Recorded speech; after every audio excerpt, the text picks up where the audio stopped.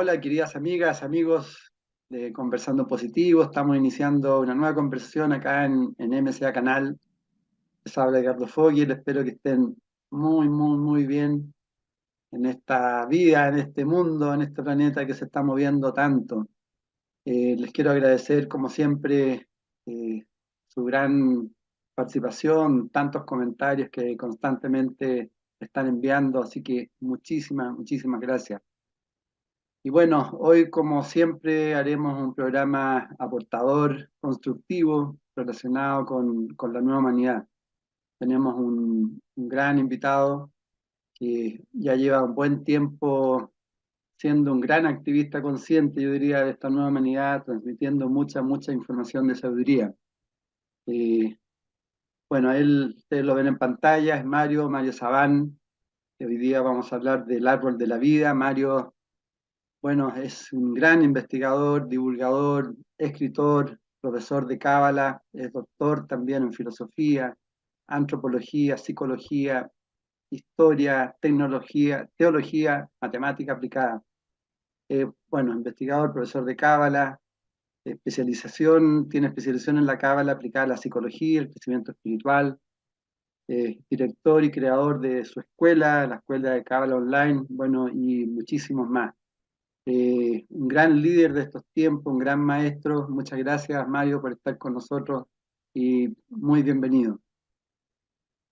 Gracias. La verdad que para mí, Edgardo, un placer muy grande estar aquí contigo. Gracias. Estaba, bueno, pensando primero que nada preguntarte cómo has visto todo este tiempo lo que está pasando en nuestro planeta. Has viajado cualquier cantidad el año 2022, has visto muchos países, muchas personas. ¿Cómo lo estás viendo? Bueno, yo creo que lo que está sucediendo aquí es un aumento muy grande del nivel de conciencia.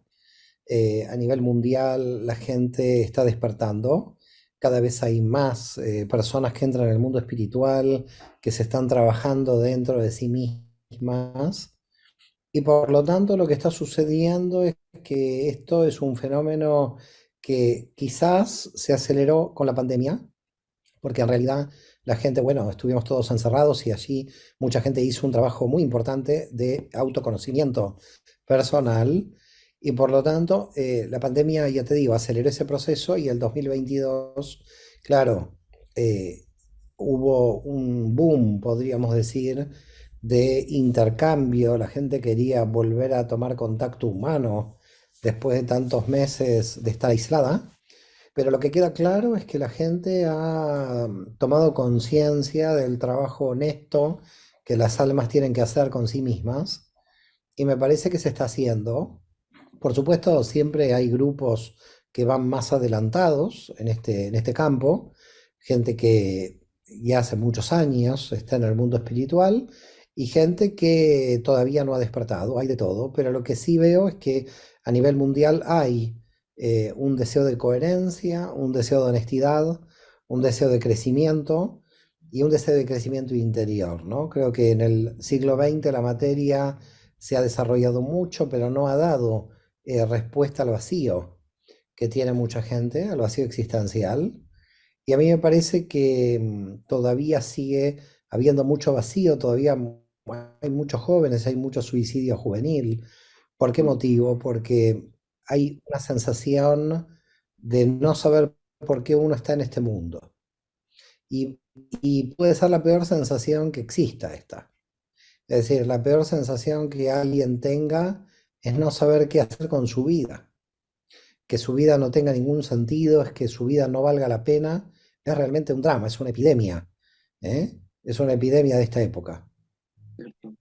¿Cierto? Y bajo ese punto de vista, Mario, por supuesto que hay mucha más gente expandiendo la información. Entiendo que la Cábala, como está bastante oculta, digamos, su información, y más o menos me imagino el tipo, el año 2000 como que empezó a surgir. Hoy se habla también de una especie de New Age, donde hay una cantidad de información a veces muy distorsionada. ¿No tienes temor, digamos, de que la Cábala se está hablando tanto en tantos lados también como que se empieza a distorsionar la información?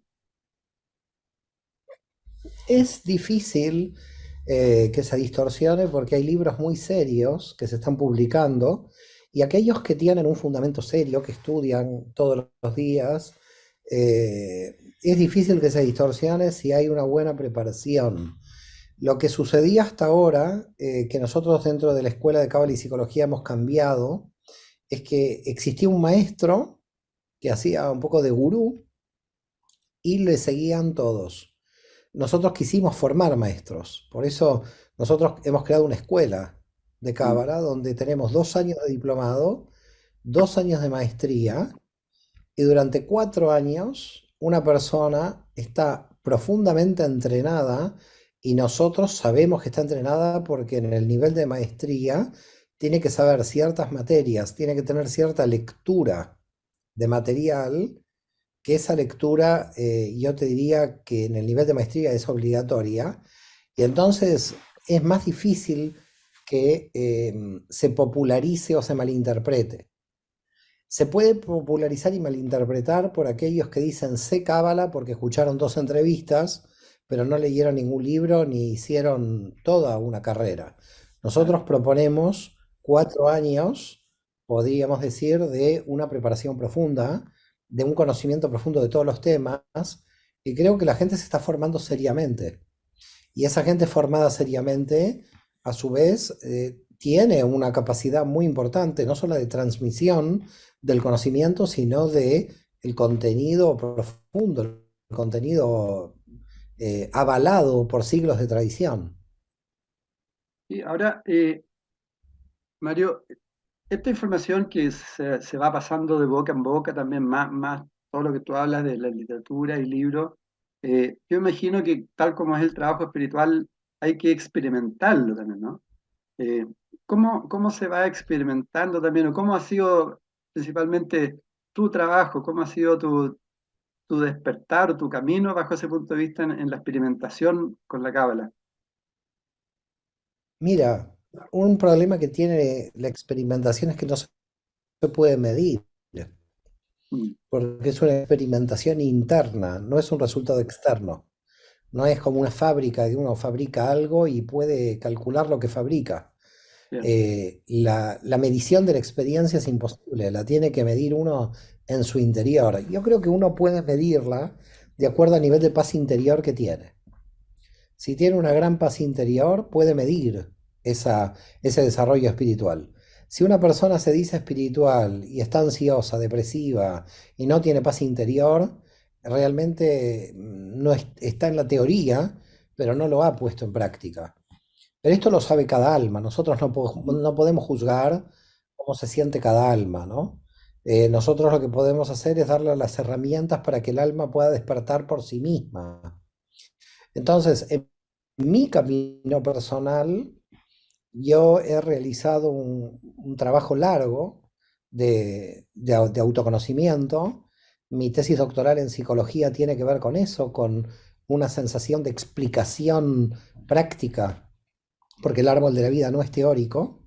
Sí. También hay que tratar de no hacer dual la realidad entre teoría y práctica, ¿no? Porque también no solamente la experiencia es experiencia sensible, el intelecto también es experiencia intelectual.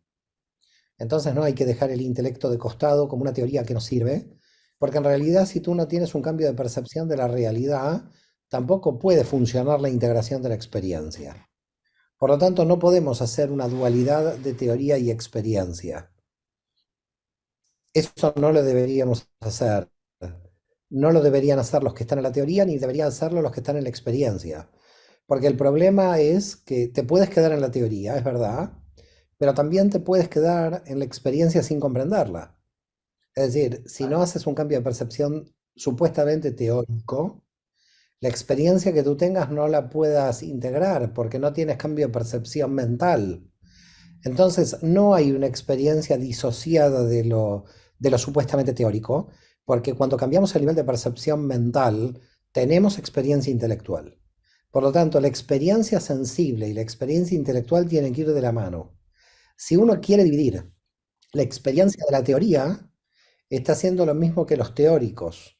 pero lo está haciendo al revés. Es decir, si tú crees que la experiencia sensible no necesita de la teoría, no necesita de un cambio de percepción mental, lo que estás haciendo desde la experiencia es también dualizar la realidad y ponerte en el otro extremo de los teóricos. Por lo tanto, ni tenemos que estar en el extremo de los teóricos, ni tenemos que estar en el extremo de los supuestamente prácticos que niegan la teoría, porque el Ein Sof, Dios, la naturaleza, ha dado a nosotros la capacidad del pensamiento. Quiere decir que el pensamiento racional tiene que ir de la mano con la experiencia sensible. Y lógico, ¿no? Tienes toda la razón. Bueno, ahí está el concepto de comprensión, ¿no? También que ahí también se integra la intuición y el sentir también, ¿no? El corazón. O sea, es todo, es una integración para llegar a una comprensión Claro, más claro. profunda. Por eso. Por eso de eso se trata. Si nosotros solamente estamos enfocados en la experiencia, en realidad no logramos la integración de todas las dimensiones. Sí, Solamente nos quedamos en la dimensión de Malhut, que es la dimensión material. correcto. Entonces, yo esto lo estoy marcando porque lamentablemente en el mundo espiritual está habiendo un movimiento que reafirma la experiencia desde un punto de vista casi te diría anti-intelectual. Es como una especie de la experiencia de los ignorantes. Y la Mm, cábala no va por ese camino. La cábala va por una experiencia inteligente, una sí, experiencia que te transforme también mentalmente. sí, sí, tienes toda la razón. ¿Tú has pensado, pensaste o piensas hoy en algún momento que que hubieras llegado a ese nivel hoy día como de, entre comillas, éxito, con tanta información que estás entregando a tantas personas, todo el mundo te llama para programas, para esto, para lo otro? ¿Lo habías pensado en algún momento?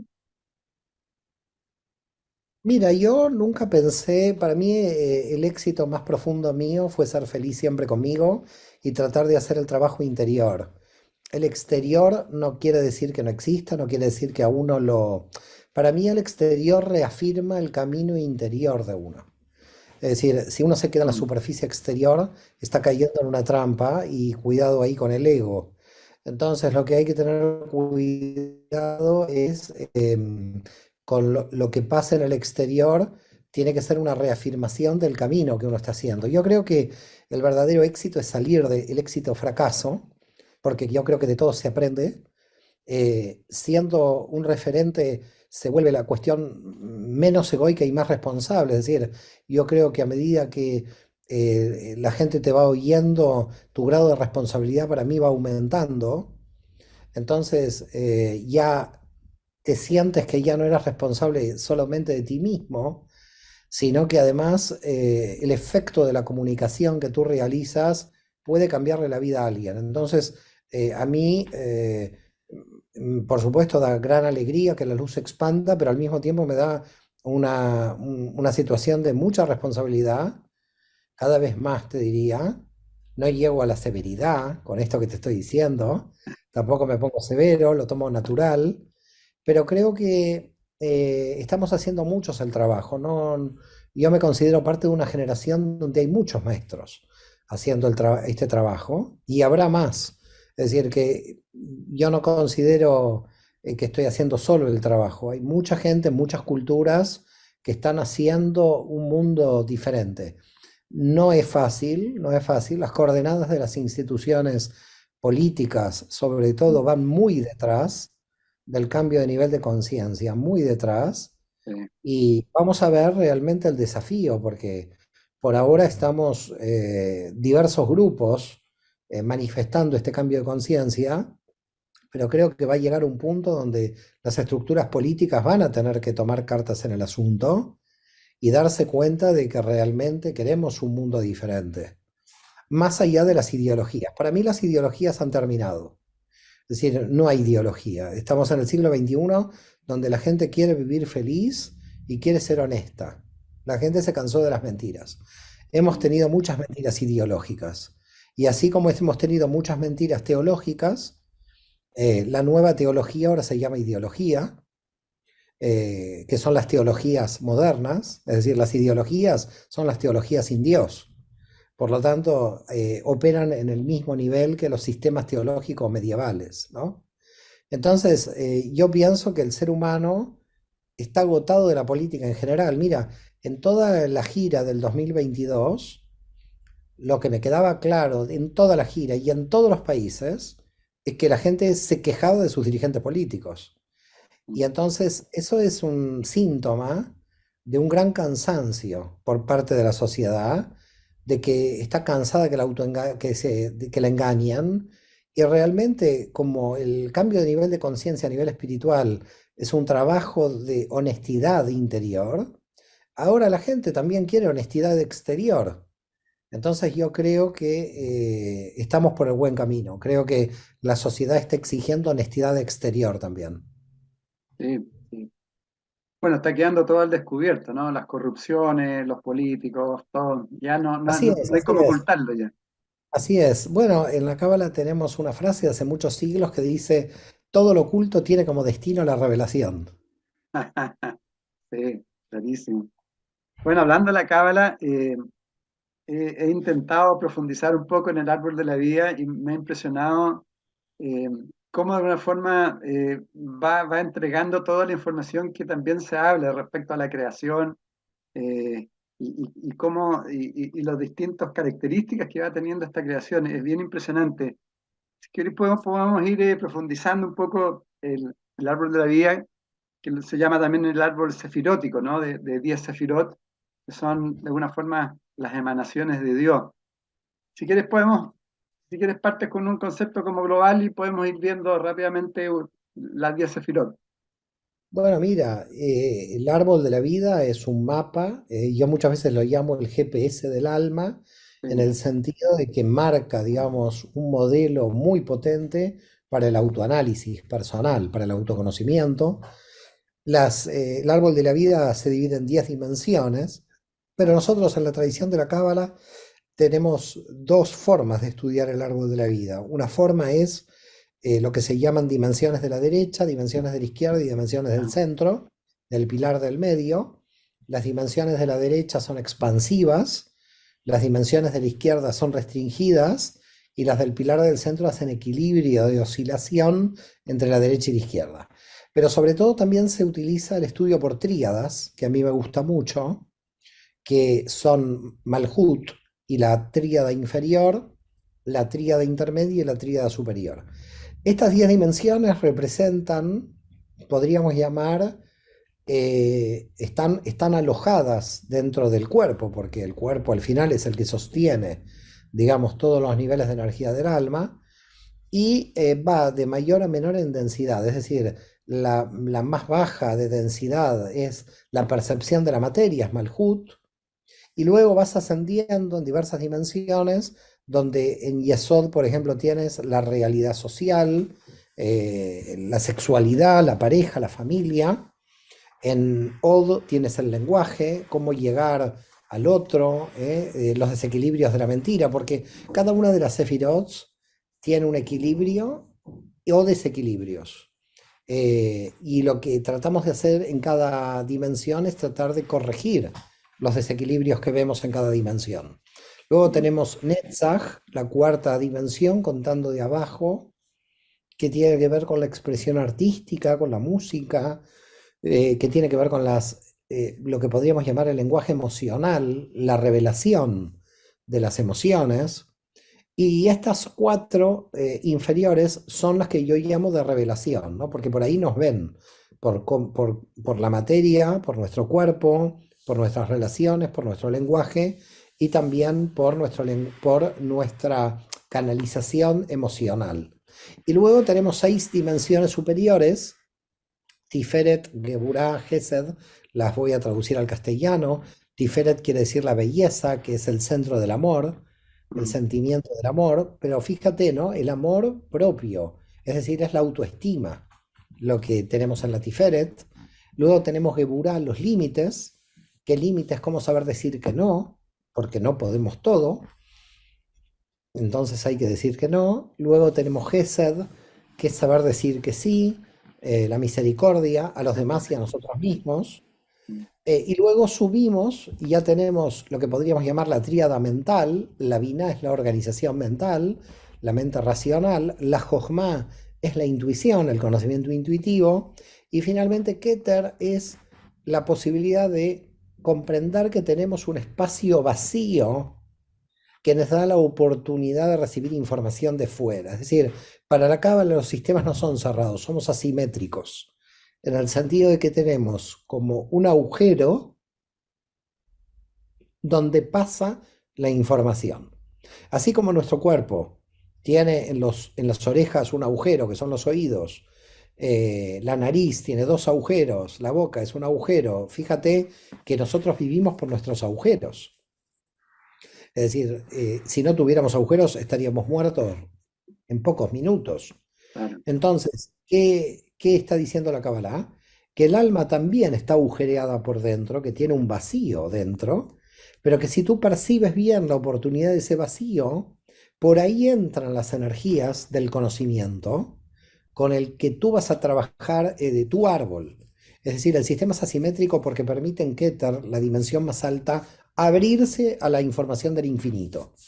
No es un sistema cerrado y esto es lo bueno, ¿no? Porque siempre está entrando información que tenemos que revelar. Siempre está entrando información nueva. Siempre podemos aprender todos los días. Siempre podemos buscar un nuevo libro, una nueva teoría, algo. Siempre somos como buscadores, ¿no? Como los niños que se sorprenden en todo momento. Yo creo que aquellas personas que estamos en la Kabbalah, estamos como siempre sorprendidas de la nueva información, del nuevo conocimiento, de un nuevo párrafo que me dice tal o cual cosa que me hace pensar. Eh, yo te diría que la cábala es una búsqueda permanente donde tú eres feliz dentro de la búsqueda, ¿no? Es decir, lo loco no es que estamos buscando algo, porque la búsqueda es el verdadero sentido. Digamos, no es busco el sentido, sino el sentido es la búsqueda. Mm. Hay un proceso de transformación permanente, ¿no? Absolutamente permanente. Mueres rápidamente a la identidad anterior. Permanentemente estás muriendo. En la cábala vas creciendo, cambias de forma y vas muriendo. Por ese motivo es un gran desafío. Cuando viene la gente a los cursos nuestros de cábala, le digo, mire, cuidado que se va a morir. ¿Cómo se va a morir? Sí, sí, tenga cuidado porque va a cambiar de forma, va a cambiar su identidad. Sí, y justamente yo te quería preguntar porque dentro de, aparece que de una otra forma tú vas aplicando este árbol en la vida práctica y se habla de la personalidad y que se va construyendo el mapa de ella reflejada en el árbol. ¿Cómo reflejas, por ejemplo, bueno, hay diferencias, me imagino, entre lo que es personalidad, ustedes lo ven como el ego, digamos, como la estructura? ¿Cómo se va reflejando en el árbol?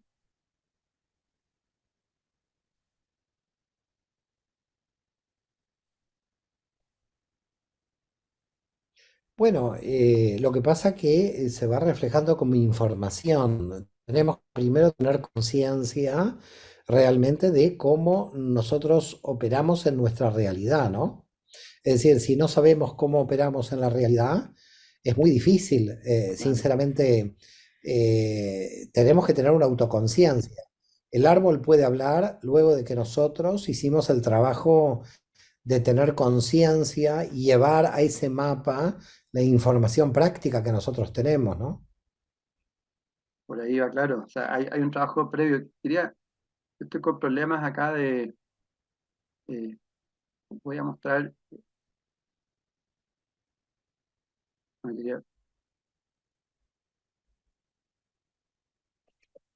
no, más o menos, que tenía una gráfica, pero no sé si se alcanza a ver mucho, ¿no? Está la cámara, no se ve bien, ¿no? No, no, se ve que algo pasa ahí con la conexión que yo me veo raro, pero Sí, hay un disculpe. problema de conexión. Sí, lo que pasa es que aquí estamos de vacaciones también y yo pienso que hay mucha gente quizás conectada. Entonces, pero bueno, bueno, lo que te plantea, lo que tú me estabas explicando. Entonces, tú tienes la Sefirot.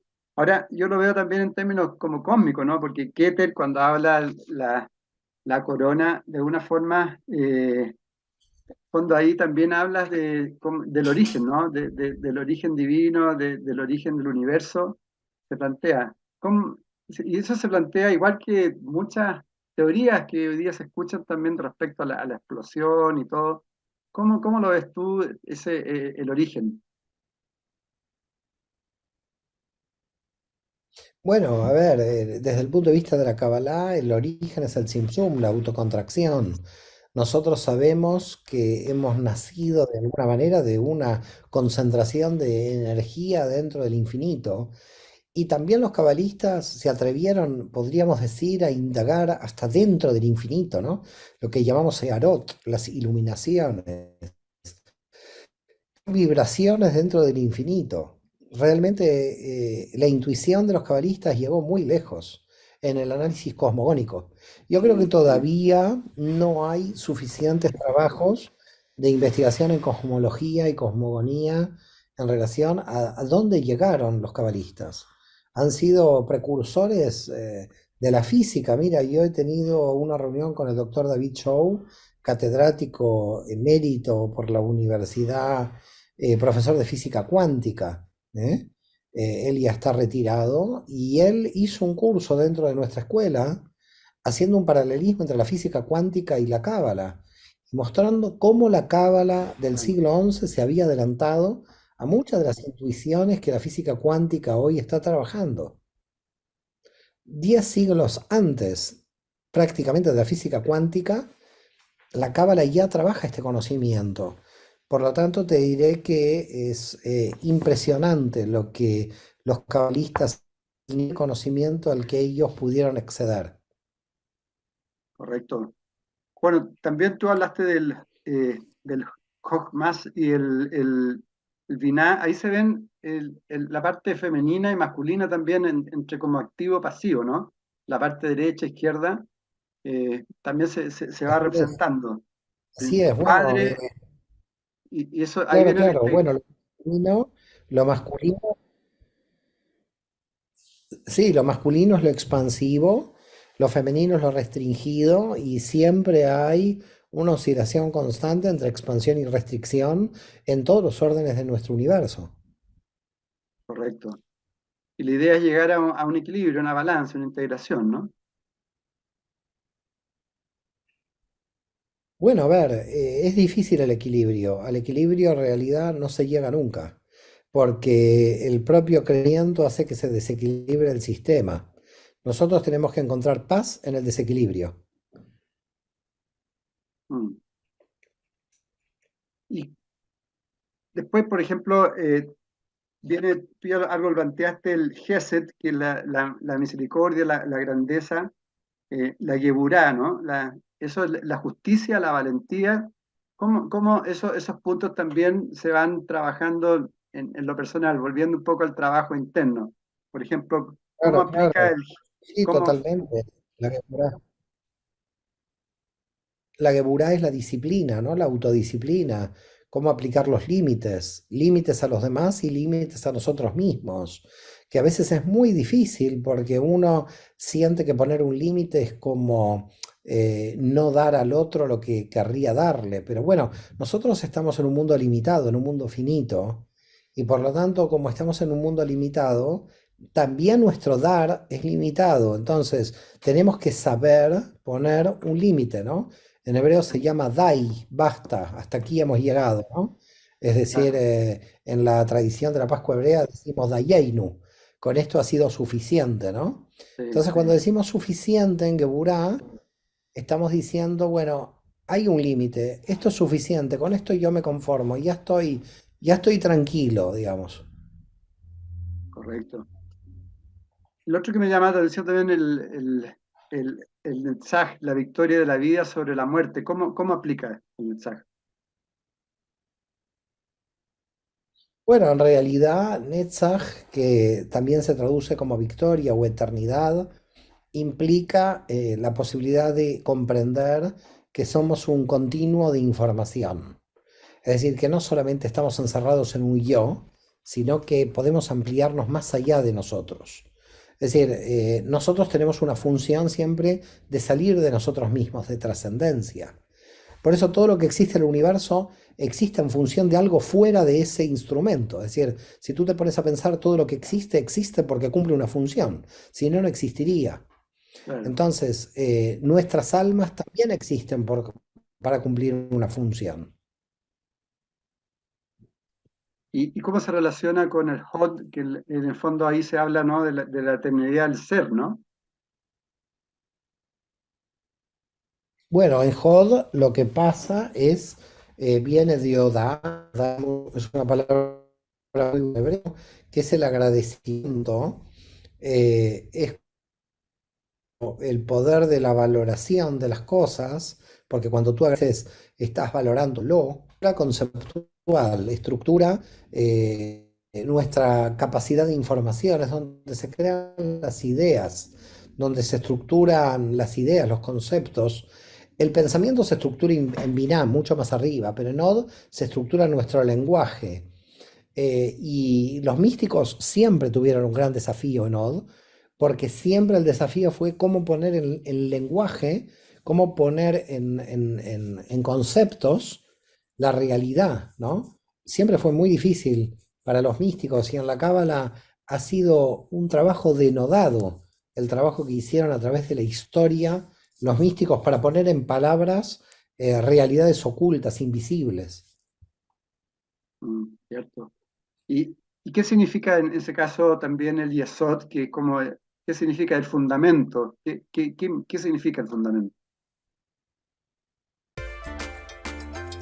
Kombuchacha es una bebida milenaria, burbujeante y saludable, hecha en el sur de Chile a base de té o hierbas orgánicas. Hoy es la única kombucha certificada orgánica de Chile.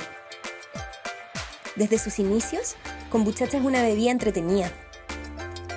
Es movimiento. Es vida. Kombuchacha, la forma entretenida de regenerar tu organismo.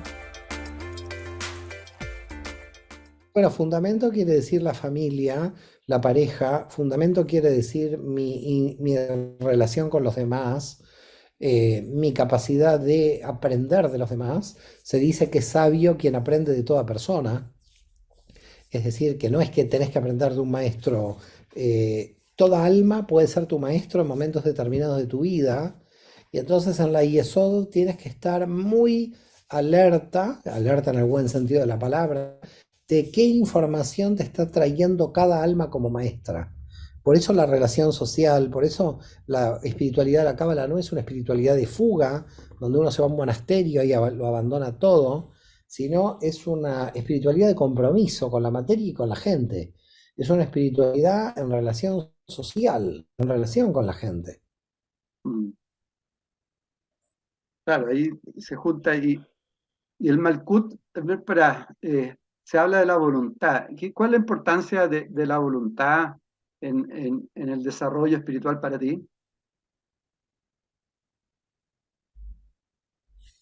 Bueno, mira, yo entiendo de que tiene que haber algo, tenemos que contactar dentro del alma con un deseo interior y cuando el deseo es muy ardiente, de alguna manera empuja la voluntad.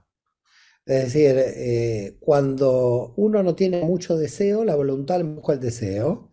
Y cuando uno no tiene mucha voluntad, el deseo empuja la voluntad. Pero en realidad las dos se complementan en forma permanente. El universo está basado en el deseo.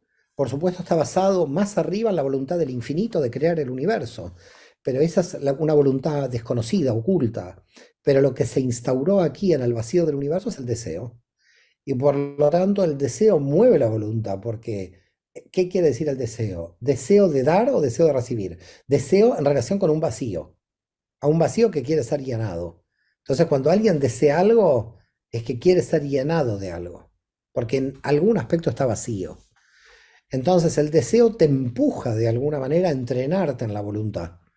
Te entrena en la voluntad porque te empuja a desear tanto que pones en marcha la voluntad. Y luego a veces no deseas tanto, pero como ya estás entrenado en la voluntad, puedes poner también empujar al deseo.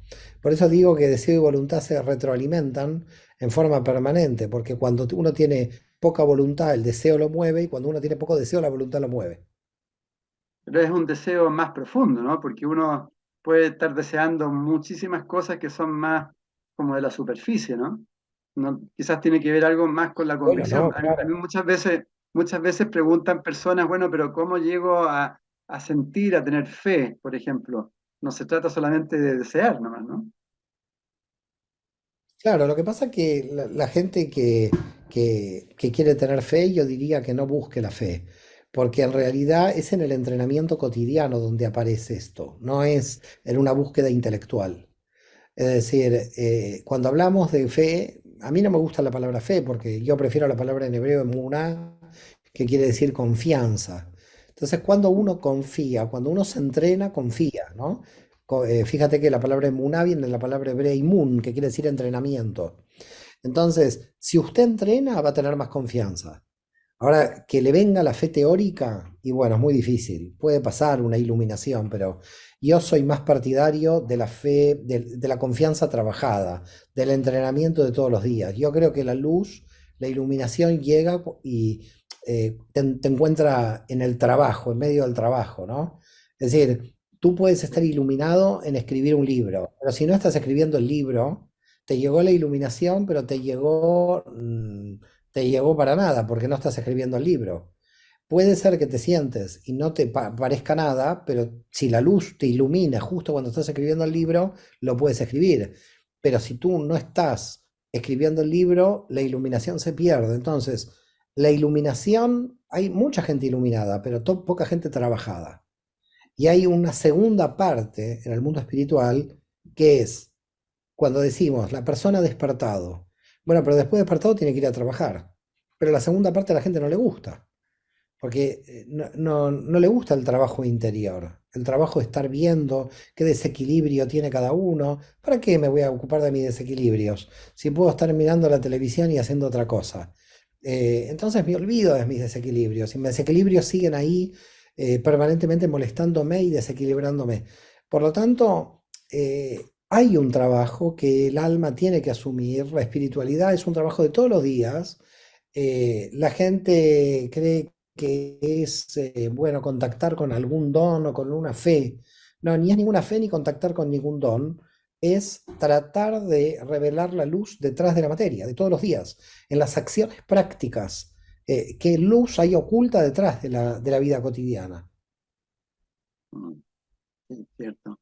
Bueno, ahí también tiene que ver de alguna forma la voluntad, ¿no? También, pues, o sea, el realizar, el hacer lo que tú dices, hay que salir un poco de esa inercia, de la entropía, para ir, digamos, conectándose con esa voluntad interna, ¿no? Sí, sí, bueno, queda claro que las fuerzas inerciales son fuerzas peligrosas, porque Abulafia lo tenía muy claro, en el siglo XIII dijo, el mal, el peor mal es el mal habitual, el que te lleva por inercia. Las fuerzas Mm, inerciales aparecen cuando no hay conciencia, porque cuando hay conciencia deja de haber inercia. Cuando hay conciencia hay una voluntad de cambiar, de rectificar. Cuando hay inercia, tú pierdes el control de tu alma, de la dirección de tu alma. cierto. Entonces, cuando hay inercia, estás como, bueno, que me lleve la sociedad, que me lleve el viento, que me lleve algo que no soy yo, ¿no? Creo Claro. que hay una responsabilidad del alma para ser feliz, para crecer, que eso no puede estar atrapado por las fuerzas inerciales. Entonces, las fuerzas inerciales, yo digo muchas veces que son fuerzas satánicas, en el sentido de que por la inercia te llevan a donde quieren, pero tú de alguna forma no estás pudiendo aportar a esas fuerzas inerciales. Pero cuando te despiertas y reaccionas, esas fuerzas inerciales dejan de ser inerciales, se frena la inercia y comienza a ver Kavaná, que es la intención a donde van las fuerzas. Y también se habla de los 22 senderos, de los senderos, como los senderos tienen que ver también con un camino de conciencia, ¿no? No con Totalmente, totalmente. totalmente, ¿no? Dentro de los senderos aparece el elemento Dat, del cual todavía no hablamos, que es la conciencia. Es el conocimiento barra conciencia. Cuando uno tiene un conocimiento, toma conciencia, ¿no? Adán conoció a Eva, tuvo una relación sexual, tomó conciencia de quién era, se integró, copuló con ella. Nosotros en esos 22 canales entrenamos en diferentes energías que nos llevan a tomar cada vez más conciencia de diferentes aspectos de la realidad. Por eso se dice 32 caminos de sabiduría Donai Ya, creó el universo desde la sabiduría de Dios. Es decir, ¿qué son los 32? Las 10 sefirot y los 22 canales. Y la interconexión es clave porque es el lleva, trae información entre dimensiones que aparentemente son diferentes. Y no son diferentes porque en el fondo todas vienen de la luz divina, todas vienen de la Ein Sof. Son diferentes de acuerdo a la densidad de la energía revelada. Y esas, en el fondo, entonces los 22 senderos, todo en el estudio de la Cábala, tienes que ir comprendiendo cada uno de esos senderos para ir aplicándolos en tu propia vida. Así es, cada uno tiene un alma diferente y por lo tanto el movimiento de senderos es diferente. Y por lo tanto lo que va a aprender también es diferente, pero está bien porque cada alma vino a ocupar un sitio en el tiempo y en el espacio. ¿Cuáles, por ejemplo, dame algún par de ejemplos de senderos? Bueno, te voy a dar por ejemplo el sendero de la letra Kaf, que es un sendero que va de Gesed a Netzach. Es un sendero que a mí me gusta porque es el sendero de concluir las cosas que no puedes terminar. Hay mucha gente que entra en proyectos y después se desinfla, no puede terminar. Mucha gente. Eh, y la letra Kaf es la letra de llevar con entusiasmo hasta el final el proyecto. Es una letra que yo te diría que es de resistencia, pero también de placer, porque es llevar hasta el final un proyecto. Es la energía de terminar un proyecto, de concluir una etapa. Hay gente que se desinfla. Primero empieza muy entusiasmada Claro, un claro. proyecto y a los 2 meses dice, bueno, lo voy a dejar ya. No, no. Lo que tiene la potencia de la CAF es, yo voy a ir con este entusiasmo hasta adelante, son 5 años, 6. Entré en la universidad y voy a tener el mismo entusiasmo cuando salgo de la universidad que cuando entré en la universidad. Eso es la letra CAF. Otro sendero que me gusta mucho, que entre Od y Yesod, es la letra Lamed, que viene del Lilmod, aprender y enseñar, estudiar, aprender y enseñar. Me gusta mucho, porque es algo muy típico de la Cábala, siempre estamos estudiando, aprendiendo, enseñando, y es una energía muy bonita porque es como utilizamos el lenguaje para comunicar, ¿no? Es un canal de comunicación. Luego hay otra que me gusta mucho también, otro canal, la Reish. Bueno, podemos analizar casi todos los canales, pero vamos a hacer algunos de ejemplo.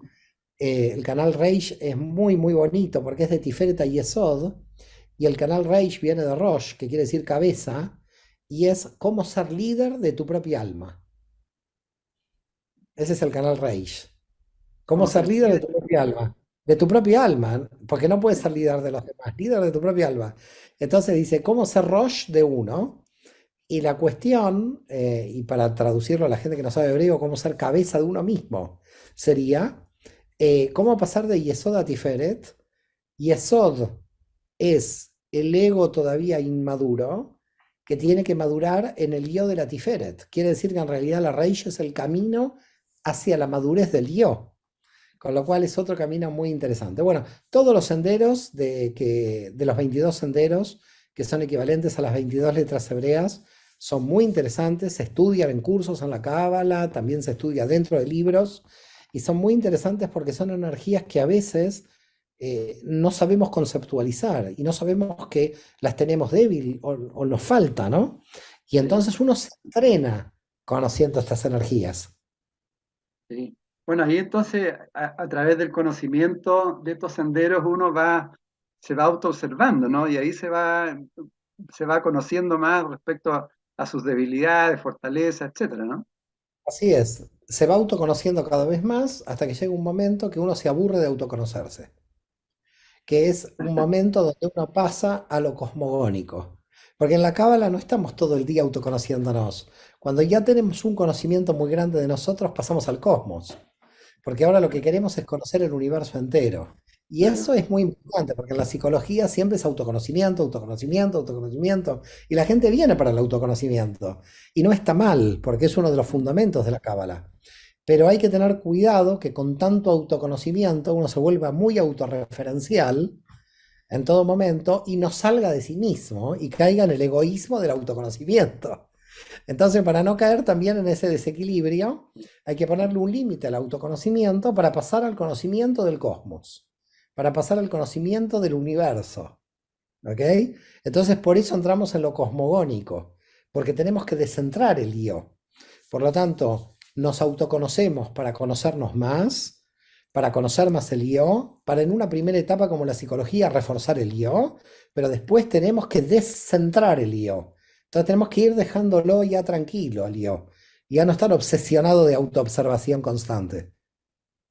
Y ahora, cuando vas como del Malkut al Keter, también se puede hablar de las dimensiones de vibración, ¿no? Las frecuencias de vibración son de una vibración con más densa a una ya súper sutil, ¿no? Sí, lo que pasa es que hablar en cábala de vibraciones densas o sutiles no marcan un concepto de importancia. En las densas es mucho más difícil bajar la luz y por lo tanto es Claro. un gran desafío, y te diría que más, porque a la luz por los campos sutiles se llega rápido, pero el problema es bajar la luz a la materia. Entonces, en las más densas aparecen más problemas de limitación estructural y es donde tenemos que tener mucha más luz ahí, porque en los Mm, campos sutiles tenemos mucha luz. por Entonces, supuesto. vamos subiendo a más sutilidad, podríamos llamar, a tal punto que podríamos sentir básicamente que somos nada frente al infinito y nos aniquilamos, ¿no? Pero el gran desafío es cómo bajar esa luz porque estamos encarnados en un cuerpo. Entonces, al estar encarnados en un cuerpo, nosotros no podemos subir para quedarnos arriba. Nosotros tenemos que subir para bajar la luz y cuando queremos bajar la luz, el desafío es que nos damos cuenta del nivel de densidad que tiene la realidad que vivimos. Por lo tanto, claro, hay que tener mucho cuidado porque la densidad es muy densa, valga la redundancia, y la luz es muy difícil de bajar. Entonces yo te diría que, Mm. fíjate qué curioso, que el alma puede adquirir mucha conciencia y hasta te diría mucha más conciencia en el bajar a lo denso que en el subir. Porque en el subir podríamos decir que lo tiene más fácil, porque hay menos campo denso. Pero en el bajar lo tiene más difícil. Pero al tenerlo más difícil aprende más. Entonces, la restricción de la materia en realidad me da más enseñanzas espirituales que cuando subo. Y ese es el complejo planteo de la Cábala.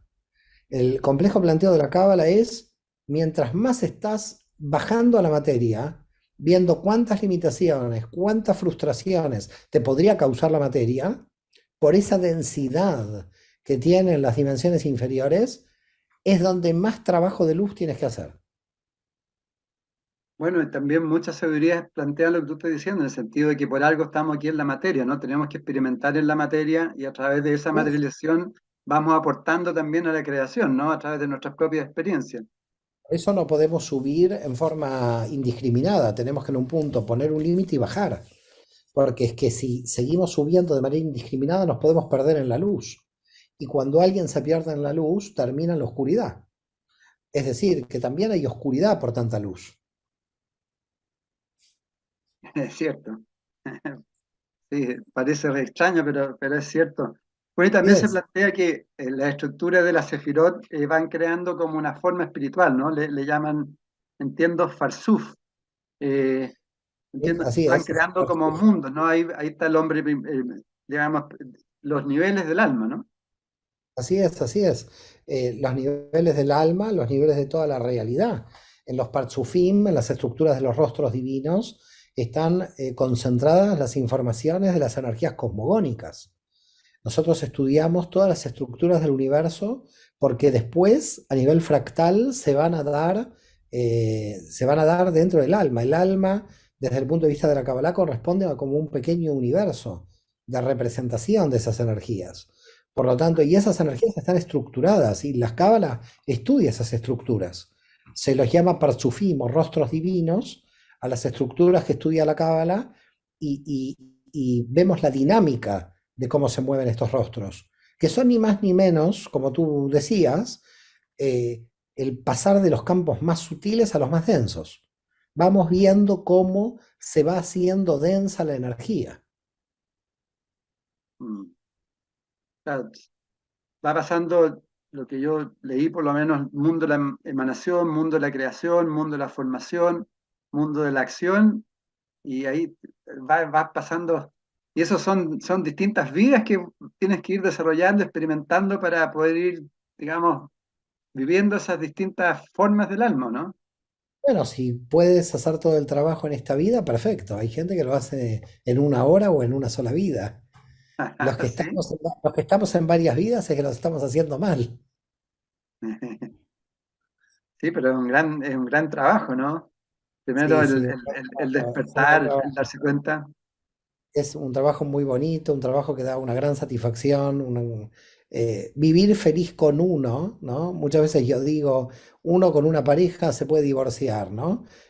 Con un hijo, el hijo después crece y se va. Pero uno con uno está todo el tiempo con uno. Entonces, si Siempre. uno no está feliz, si uno no está feliz con uno, ¿no? Imagínate que yo esté todo el tiempo triste, deprimido. Digo, qué mala compañía me elegí para mí. Yo todo el tiempo estoy contento conmigo, porque sé que conmigo tengo que estar todo el tiempo. Entonces yo no me puedo escapar de mí. Con lo cual, imagínate, yo siempre le doy alegría a mí mismo, me doy alegría, me doy felicidad, porque sé que al estar feliz me va a acompañar un ser feliz, que soy yo todo en todo momento. Entonces, si me despierto triste, me despierto mal, ¿qué tipo de compañía estoy teniendo? Es un desastre. Entonces, no me puedo separar de mí mismo. Entonces, le insuflo felicidad a los fines de yo sentirme feliz con la compañía de mi alma. Que mi alma sea feliz hace que yo sea feliz en todo momento. ¿Y qué haces cuando amaneces un día así medio opaco? ¿Cómo te insufla felicidad? Yo, mira, yo es muy difícil, los días opacos aparecen porque somos seres humanos, pero me insuflo felicidad porque digo, qué buena oportunidad que Dios me da otro día más. Es decir, ¿qué voy a aprender? Es decir, yo siempre estoy en la búsqueda y digo, cuando me levanto a la mañana, en ese día gris, digo, hoy voy a aprender algo, hoy, y ahí está ese deseo, ¿no? Que, ese contactar con ese deseo. Además, siempre digo que la tristeza tiene que ver con la ignorancia, tiene que ver con algo que no nos dan la oportunidad de vivir, podemos descubrir cosas en esa vida, y cuando uno está triste y no está alegre, no se da cuenta que está perdiendo el tiempo, eh, no está aprovechando, ¿no? Yo creo que en la Cábala lo que hacemos es aprovechar mucho nuestra vida, intensamente. No en vano la Cábala viene de la tradición judía, ¿no? Nosotros durante la historia no sabíamos si vivíamos o moríamos de un día para otro. Entonces había que vivir intensamente. Y la Cábala traduce de alguna manera ese deseo de vivir del judaísmo. Yo creo que el judaísmo es una exaltación a la vida, ¿eh? Y por ese motivo hay una felicidad en el vivir, porque yo voy a revelar luz divina todos los días. Entonces, yo, ¿cómo me voy a levantar triste? Quiere decir que si me levanto triste, ignoro de la luz que yo puedo dar a este mundo, que yo puedo revelar.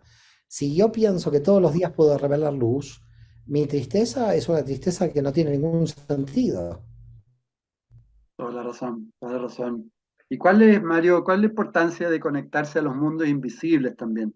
Tú lo practicas, por ejemplo, las noches y otras formas, Bueno, digamos, de conectarse. yo pienso que los mundos invisibles no son tan invisibles. Los mundos invisibles, a medida que tú avanzas en la cábala, son cada vez más visibles.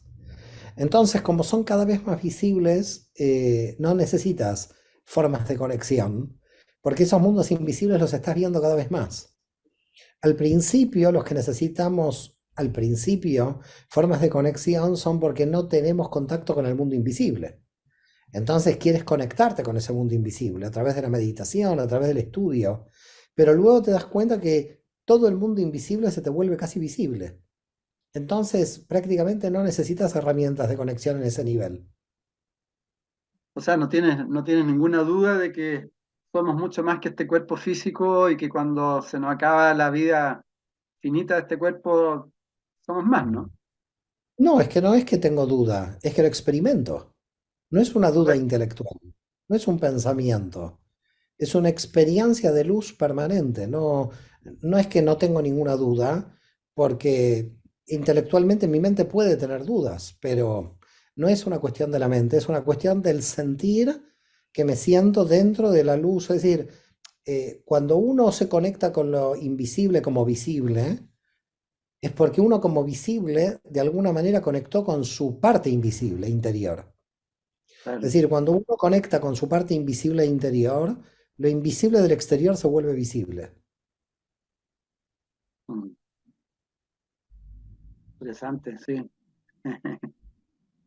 Me dejaste sin palabras ahí, pero sí, tienes toda la razón. Y para ir cerrando, ¿cómo se integra todo esto con el Tikkun Olam, con la rectificación del alma? ¿Qué implica qué significa la rectificación del alma? Bueno, Tikkun Olam es la rectificación del universo. La rectificación del alma es nuestro Tikkun solamente. Cuando estamos haciendo Tikkun del alma es todo el proceso de rectificar los desequilibrios a las dimensiones. Lo que pasa que la rectificación del universo y la rectificación del alma van en simultáneo, porque mientras yo estoy rectificando mi alma, también estoy rectificando el universo. Si yo cada vez Claro, me siento mejor conmigo, indudablemente también el universo se está poniendo mejor el propio universo, con lo cual van de la mano. Todas las acciones tendientes al mejoramiento continuo que hacemos los seres humanos es para el Tikkun Olam. Ahora, la humanidad logrará la conciencia de Tikkun Olam para poder manifestar una rectificación universal o la humanidad desaparecerá. A mí me deja sin cuidado eso, porque aunque la humanidad desaparezca, la conciencia del universo tomará nuevas formas para volver a revelarse. Quizás tenemos la oportunidad de nosotros poder revelar esa conciencia. Quizás nosotros seamos una especie suicida que no alcancemos ese nivel de conciencia y por lo tanto nos suicidemos antes de revelarla.